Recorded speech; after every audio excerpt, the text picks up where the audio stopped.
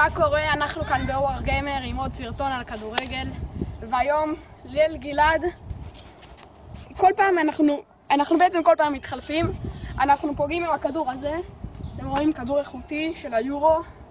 אנחנו מנסים לפגוע בבלונים, וכל פעם מישהו אחר שוכב שם. אז אליעזר ריבת ראשון, אני אצלם אותו. יאללה גזר. הביתה הראשונה!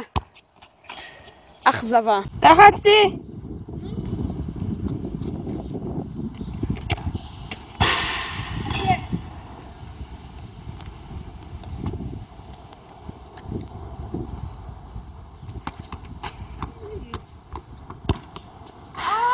ועכשיו ליאל גלעד. זה נחוש לבעוט.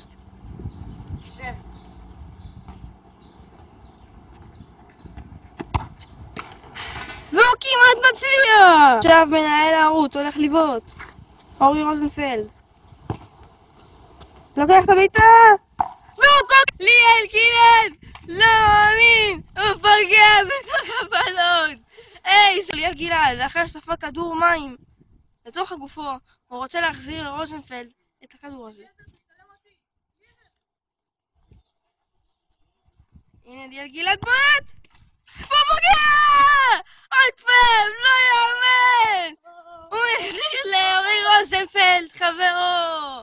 טוב, אני מנהל הערוץ, אוור גיימר, תירשמו, כדאי